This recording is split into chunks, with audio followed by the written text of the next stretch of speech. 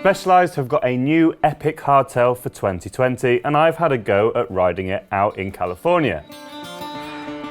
When it comes to cross-country racing, there's one key sort of aspect of a bike, and that's how heavy it is, because effectively the lighter the bike, the faster it goes uphill, and we all know that races are won on the climbs and lost on the descents. However, weight isn't everything, and Specialized have worked on the geometry of the bike in order to make it a little bit more radical for those increasingly technical cross-country courses. We'll start though with the weight, because the new Epic has to be one of the lightest XC bikes around. They're claiming just over 7 kilos for a full S-Works build, and that partly is thanks to the 790 gram frame. This makes it pretty much the lightest out there as far as I can tell. Now the 790 gram is for a medium frame fully painted with the hardware bits and pieces. Because of manufacturing tolerances, Specialized say that the frames actually come between 760 and 790 grams. Now because it goes sort of within this little window, they're actually giving the claimed weight as that higher weight, so that if you do buy a frame and then you weigh it, you're not going to be too disappointed. If you get a 760 gram frame, you're pretty lucky because that is super lightweight. Now this obviously is the S-Works version of the frame. However, they are doing an 11M FACT carbon one, so a slightly lower grade carbon frame as well, and that also comes in at under 1 kilo for the whole frame. If you follow cross-country racing, you'll know that the courses are getting more and more technical. And as I already said, races might be won on the climbs, but they are lost on the descents. So if you want to be successful and not lose a race, it's got to be a bike that's got to be good when things get technical.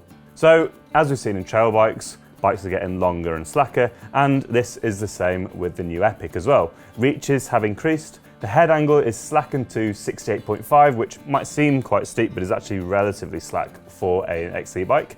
And also the fork offset has got shorter too, to give it a slightly calmer feel on technical terrain. We're also seeing a slightly shorter stem, 65 to 75mm, to keep handling nice and snappy.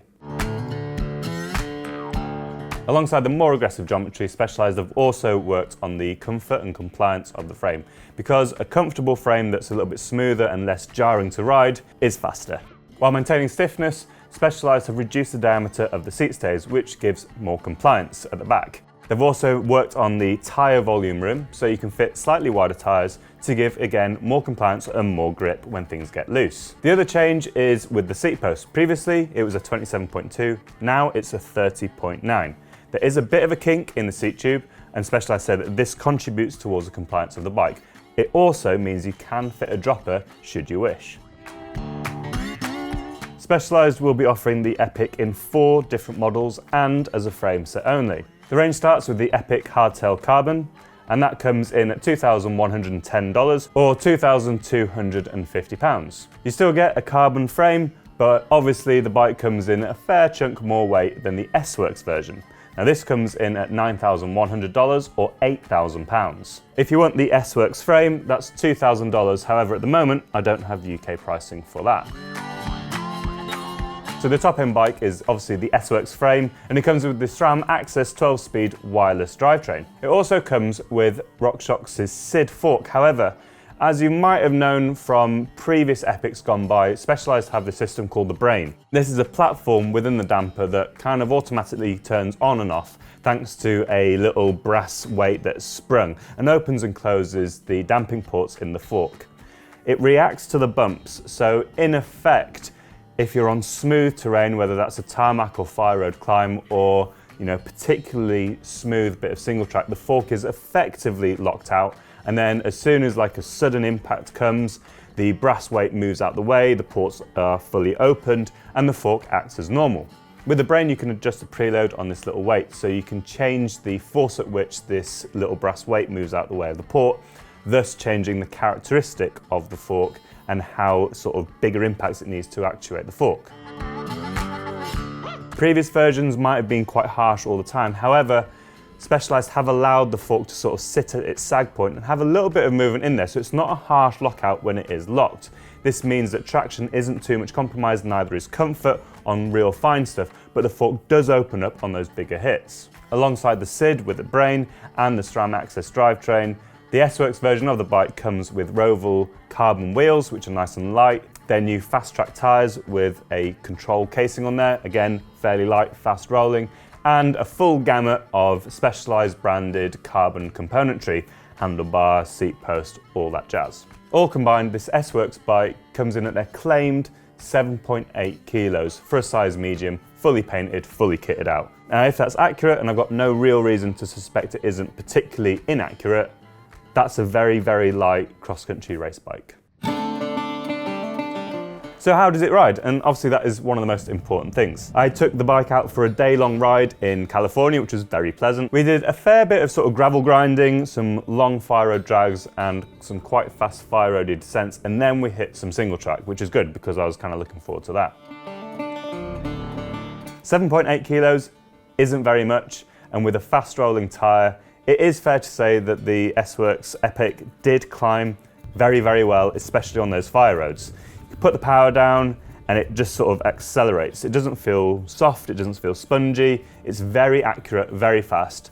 The brain on the fork, again, does work very well. There is that little bit of give, so when you're sort of honking out the bars, there is a little bit of squidge in there, but I don't think it's to the detriment of the ride quality or the climbing capabilities of the bike. Where I rode the bike was very dry and very dusty.